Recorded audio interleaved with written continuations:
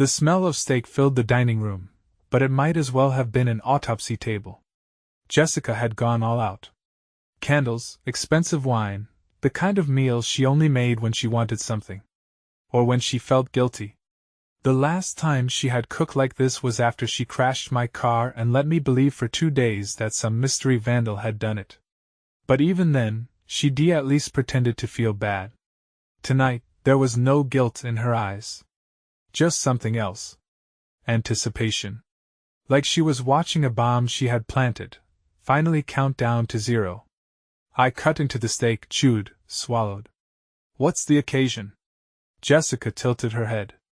Lips pressing into a line like she was deciding whether to bother with an answer. Then she shrugged. I just felt like it. But I nodded anyway, because that's what I did. I let things slide. I let things go. I convinced myself that if I did not push, everything would stay okay. Maybe that's why I did not catch on sooner. We ate in silence for a while. Jessica barely touched her food. Her nails drummed softly against her wine glass. And every few minutes she checked her phone, turning it away from me just slightly. Just enough.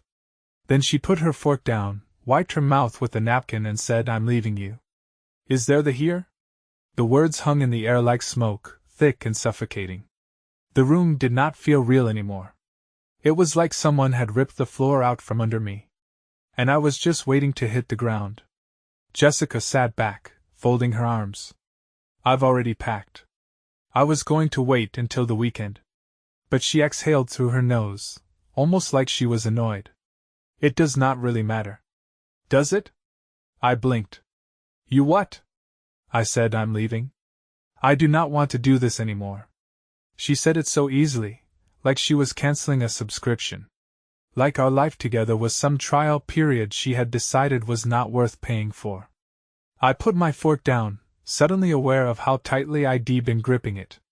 Is there someone else? Her eyes flickered, the tiniest hesitation. But then she scoffed. Oh my God! Do you really think the doorbell rang? Jessica flinched just for a second. But I saw it. She covered it up quickly, pushing her chair back like nothing was wrong. I'll get it. She was already halfway to the door before my brain caught up. I stood slower than I should have, my legs stiff. Something was off, more off than it already was. My heart was hammering against my ribs. Some deep animal instinct waking up inside me, screaming that whatever was about to happen next was going to change everything. Jessica reached for the doorknob. I took a step forward. The door swung open. And then the bottom really dropped out. There are moments in life that feel like they're happening in slow motion. When the world stops just long enough for your brain to register the exact second everything changes. This was one of those moments. The door swung open. And on the other side stood a man I had never seen before in my life. Tall, dark hair, maybe a year or two younger than me, wearing a crisp button-down shirt that was unbuttoned just enough to be deliberate. He had the kind of confidence that comes from knowing you belong somewhere. And when his eyes flicked past Jessica and landed on me, something shifted in his expression. Surprise. Then hesitation. Then something else entirely, something smug. He was not expecting me to be here. I looked at Jessica, waiting for her reaction. For any sign that this was as weird for her as it was for me.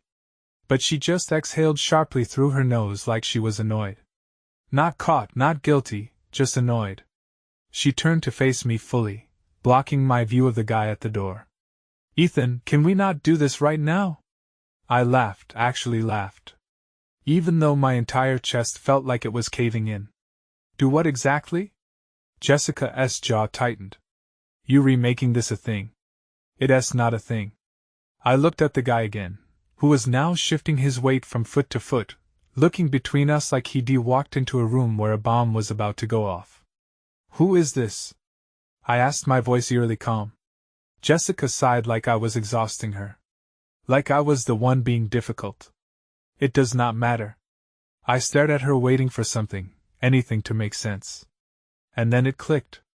The packed bags, the rushed dinner, the way she had flinched at the doorbell. She was not just leaving me.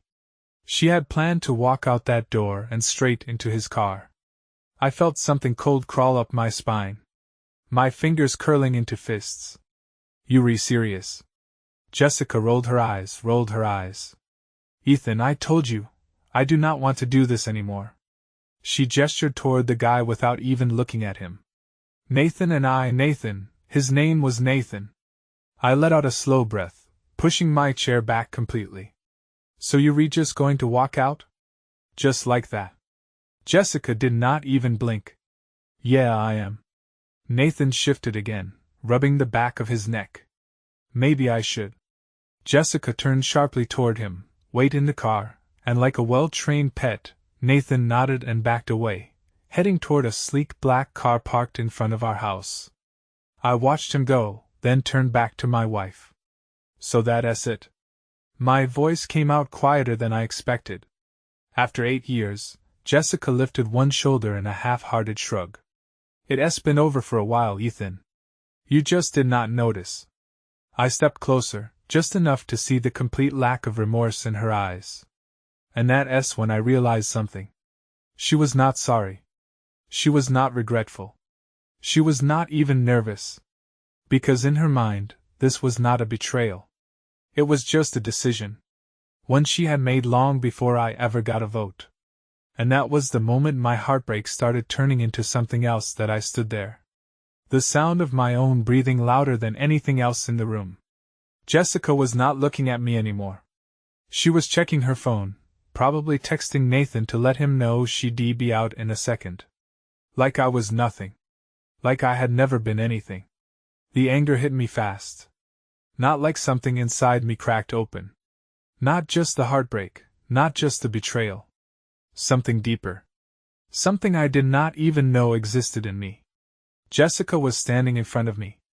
Arms crossed, weight shifted to one hip like this was nothing more than an inconvenience.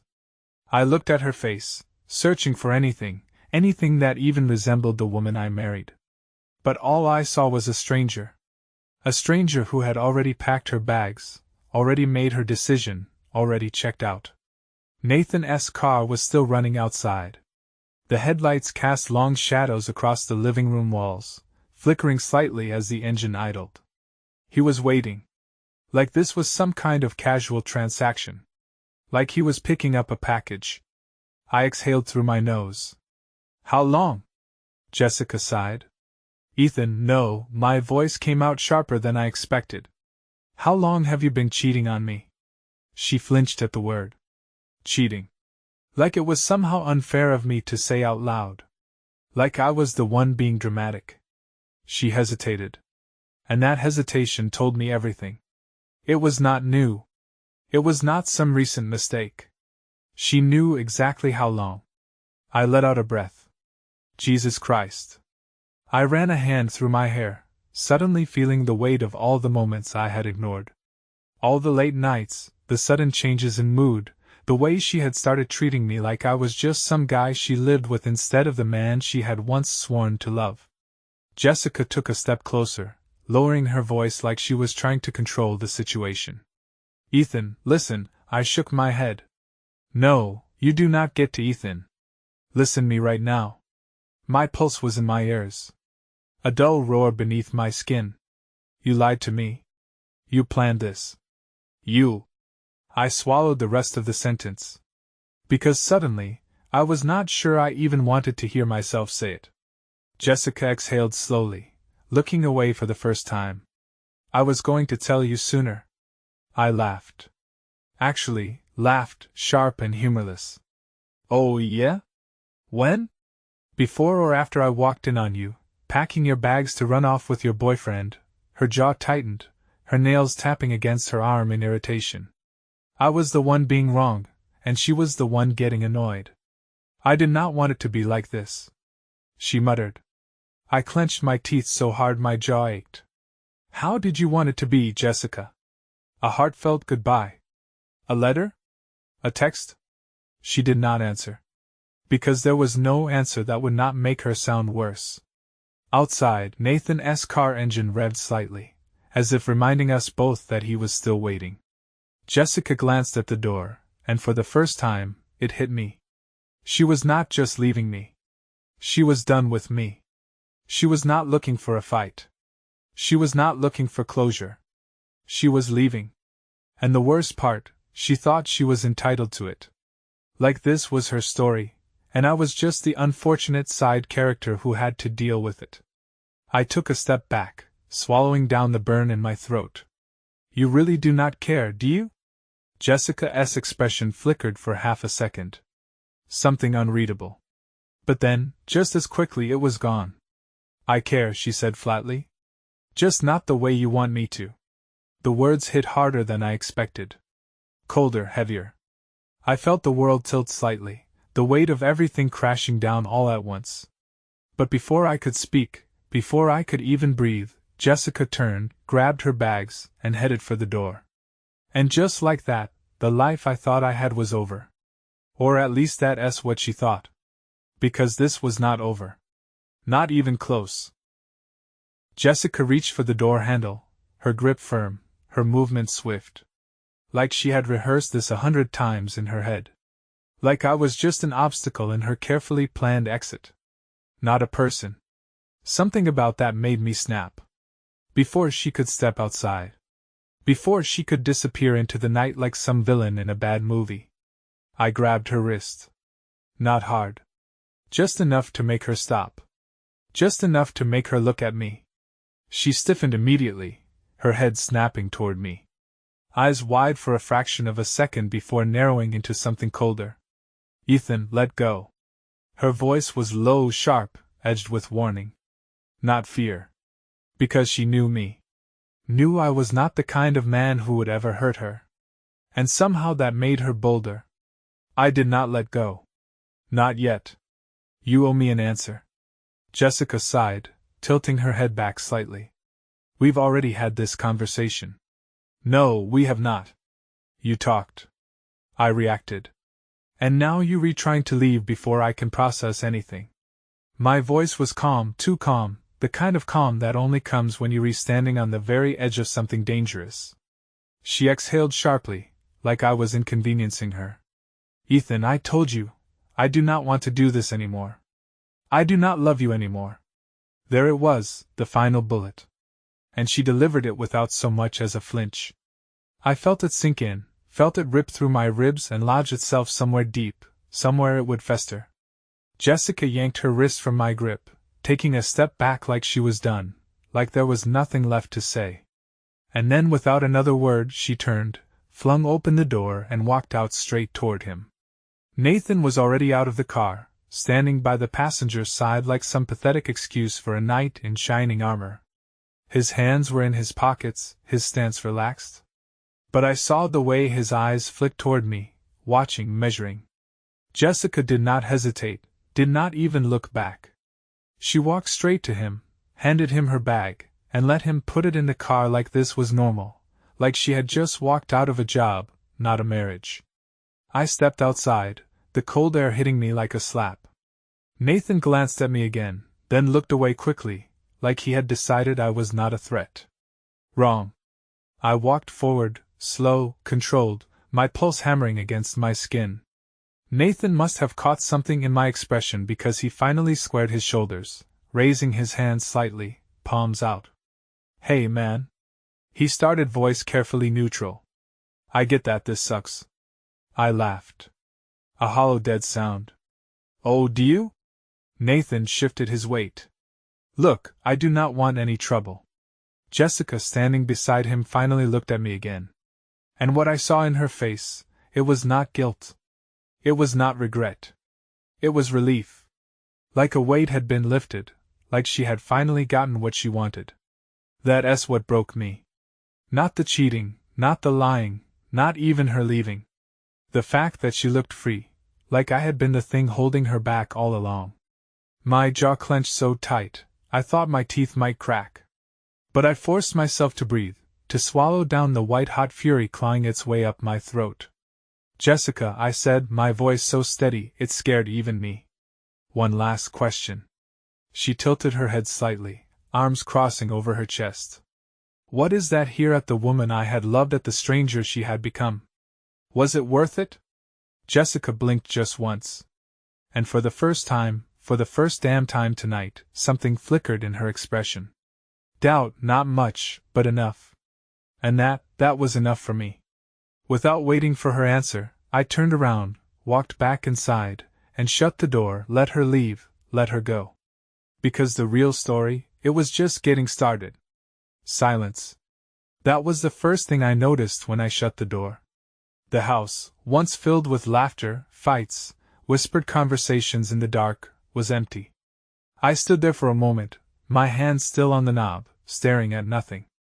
My own breathing felt too loud.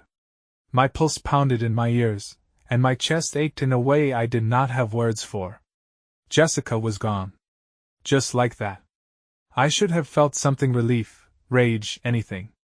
But all I felt was hollow, a space where something used to be, and now there was nothing. And then my phone buzzed. First I ignored it.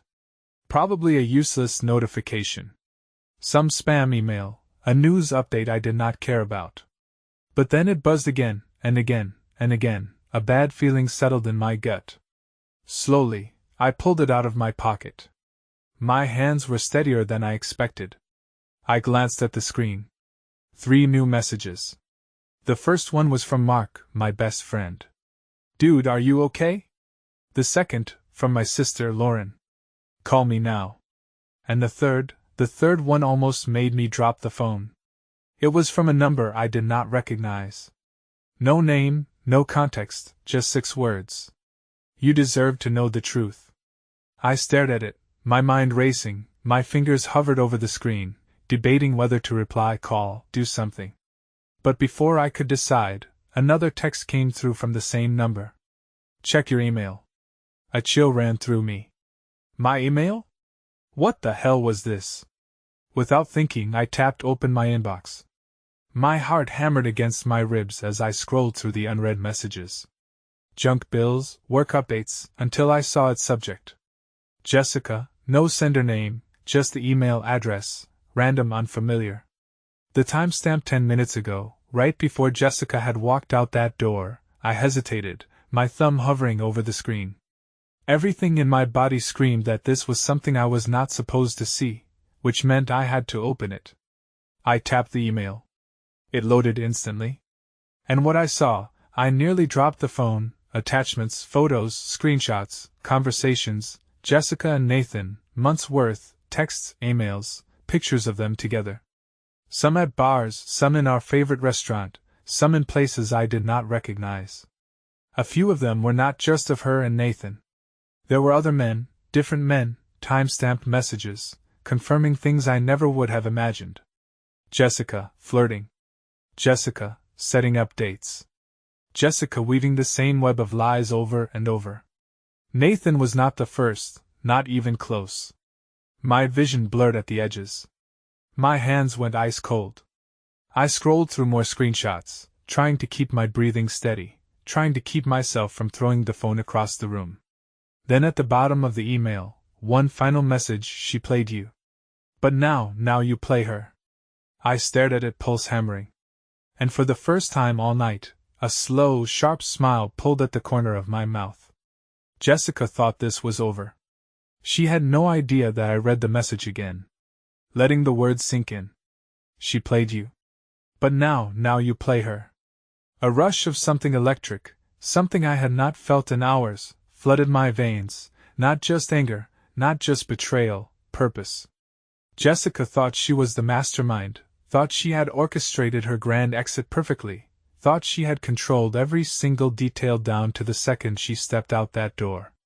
But there was one thing she had not accounted for: me. I scrolled through the screenshots again, my jaw tightening with every new revelation. Jessica had been cheating for a long time. And not just with Nathan. There were others. Different names, different faces, different little pet names she recycled like they meant nothing. How many? 5? 6? Maybe more. Some of the texts overlapped, time-stamped weeks, days apart. I saw the way she spoke to them. The way she spoke about me. It is complicated. My husband is nice, too nice. He would not understand. He is clueless. I do not even have to try that hard. Honestly, I think he'd forgive me if I ever got caught. That's the kind of guy he is. A slow exhale left my lungs. A bitter, humorless chuckle escaped my throat. Jessica thought I was weak. She thought I was the kind of man who would sit in this house, staring at the walls, wondering where it all went wrong while she played house with Nathan. She was so wrong. I clicked back to the email, staring at the mysterious number. Someone had sent this to me for a reason. Someone wanted me to know who I tapped out a response, my fingers surprisingly steady. Who are you? Why are you sending me this? The message sent instantly. And within seconds, my phone buzzed. A reply, let's just say I've been in your shoes. My blood ran cold. I stared at the words, my mind spinning. One of them, one of Jessica's past mistakes, someone she thought she had left behind, someone who had been watching waiting, and now handing me the match to burn everything down. I inhaled sharply, my fingers hovered over the screen, debating, but before I could type anything else, another text came through. You want to get even?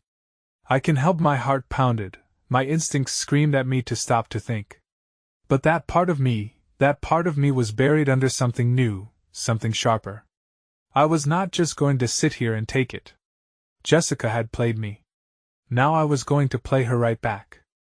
I tapped the screen, rereading the message. You want to get even? I can help.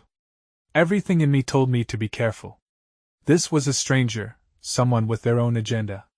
But at this point, caution felt like a luxury. I typed back, my fingers moving faster than my thoughts. I'm listening. The response came almost immediately. Good.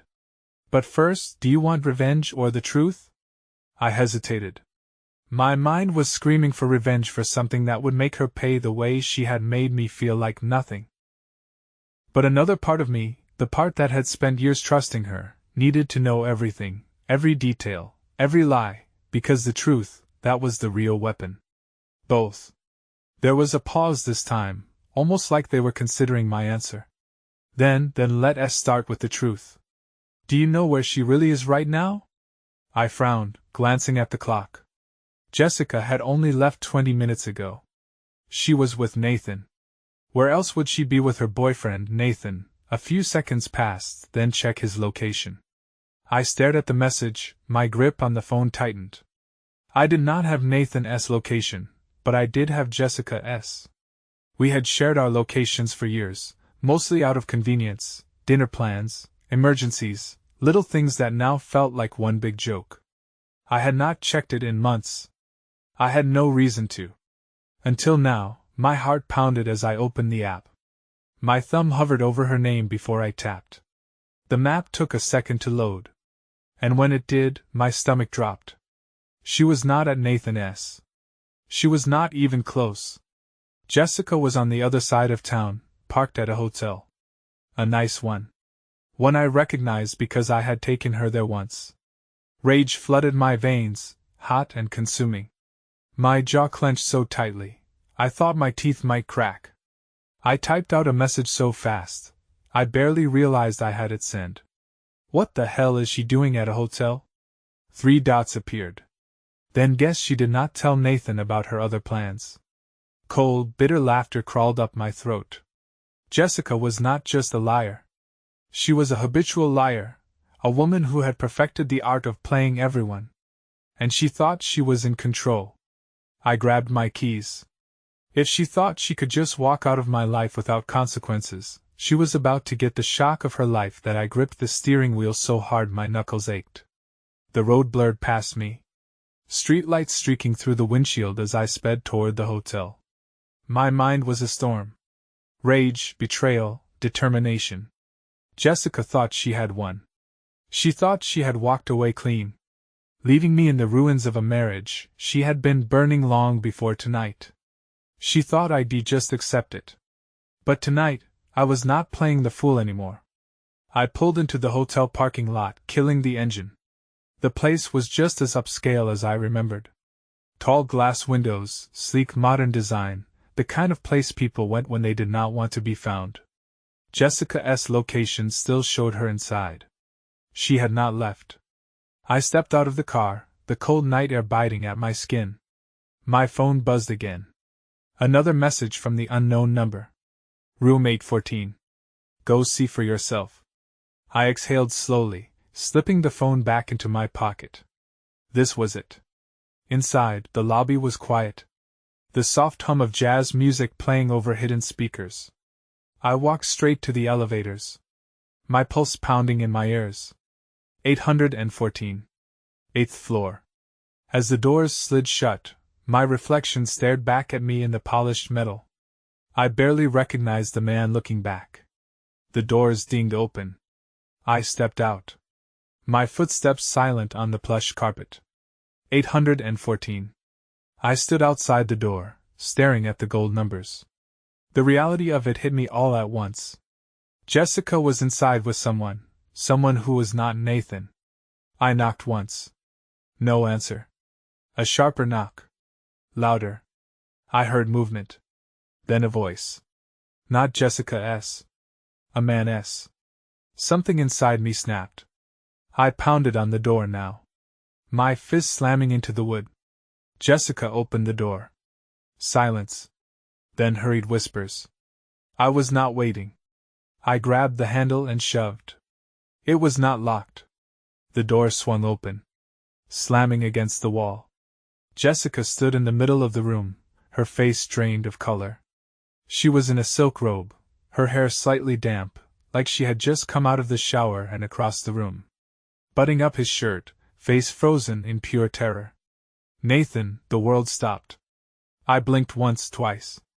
My brain refused to process it. You've got to be kidding me.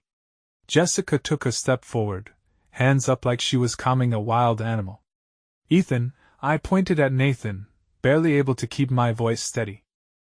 I thought you were supposed to be the real relationship. I let out a hollow laugh. Turns out you read just another one of her side projects. Nathan was white as a sheet. He looked between me and Jessica like he had just realized he was the punchline of a very bad joke. Wait, he croaked. Jessica. What the hell is he talking about? Jessica's face twisted, the cracks in her perfect composure finally breaking. Nathan, do not you were cheating on him. With me. Nathan's voice was rising. And now you cheating on me. I laughed. Actually, laughed. I had no control over it. Oh, buddy, I clapped a hand on his shoulder. He flinched. Welcome to my world. Nathan stepped back like he had been burned, shaking his head. Are you serious right now? He turned to Jessica, something ugly twisting in his expression. You told me you left him for me, that we were. He made a frustrated noise, running a hand through his hair. Jesus Christ, you a piece of work? Jessica snapped. Oh, grow up, Nathan. Her voice was sharp now, defensive. Like she was mad at us for ruining her fun. What did you think this was? Some fairy tale romance? She rolled her eyes. Please. You knew what kind of relationship this was. Nathan's face contorted disbelief, turning into something like disgust. Wow. He let out a bitter laugh. You are actually worse than I thought. Jessica's lips curled. Spare me the moral outrage. You were sleeping with a married woman. The room crackled with tension. Nathan let out a breath. You know what? You two deserve each other. He grabbed his jacket, shaking his head. I'm out. He stormed past me, pushing out the door without another word. The moment it slammed shut behind him, silence crashed over the room. And then it was just me and her. Jessica exhaled, rubbing her temples like she was tired. Like I had dragged her into this mess. Well, she muttered. That was dramatic. I stared at her. Actually stared. She was not sorry. She was not panicked. She was annoyed. I took a slow step forward. My voice calm. Too calm. You have nothing left, Jessica. You realize that, right? She smirked. Smirked. Please. I'll be fine. I smiled back. No, you will not. Her eyes flickered. Excuse me? I pulled out my phone, opened my email, turned the screen toward her. Her face changed. The color drained from her cheeks as she took in the pictures. The texts, the evidence. And for the first time all night, Jessica looked scared. Jessica's smirk vanished so fast it was almost comical. Her eyes darted across the screen, scanning through the pictures, the texts, the proof of everything she had done. The color drained from her face, her lips parting slightly like she was struggling to breathe, where her voice was barely above a whisper. "Where did you get this?" I tilted my head, pretending to think. "Oh, you know," I said casually. "Just a little gift from someone who has been in my shoes." I tapped the screen. "They sent me everything. Every text, every email, every lie." Jessica's throat bowed as she swallowed hard. Her fingers twitched at her sides. Her body as still as stone. I had never seen her like this, off balance. For once, she was not in control. I stepped closer, lowering my voice. "So tell me, Jessica, was it worth it?" Her lips parted like she was about to speak. But no words came out. She looked at me, really looked at me. And for the first time, I saw something that had never been there before. Fear, not guilt, not shame, fear, because Jessica had never expected to face consequences. She thought she could just walk away. Thought I'd sit at home like a pathetic, heartbroken loser, while she slithered into a new life. Thought she could erase me, but she forgot one thing. I was not the same man she had spent years manipulating. I was not just going to let her win. Jessica took a shaky breath, forcing her expression into something resembling confidence. "So what?" she said, her voice uneven. "What are you going to do, Ethan? Blackmail me?" She scoffed, shaking her head. "That's pathetic." I chuckled. "Blackmail? No, Jessica." I tucked my phone back into my pocket. "I do not need to blackmail you." She stiffened. "Then what?" I smiled. "I'm just going to tell the truth." Her entire body locked up. I leaned in slightly. "Everyone's going to know, Jessica. Everyone." I started ticking off on my fingers. "Nathan? Well, he already got his little wake-up call. Did not he?" I grinned. "But I bet he'll love seeing all the proof. You know, just in case he ever wants to warn the next guy." Jessica's breathing quickened. I took another step forward. "Your friends? Oh, I'm sure they'd love to know what you've really been up to. The ones who still think you're some poor, unhappy wife who just needed an escape." I scoffed. "Yeah, let us see how long that sympathy lasts." Jessica clenched her jaw. "You would not." I shrugged. "Would not I?" She was panicking now. Her gaze darted to the side. Like she was already searching for an exit. I tilted my head. "But you know who I think would be the most interested in all of this?" Jessica said nothing. But I saw it in her eyes. She already knew. I grinned wider. "Your job?" A sharp, stunned silence filled the space between us. Jessica's face strained of all color. "Ethan? No. I cut her off smoothly. "Let us talk about that for a second.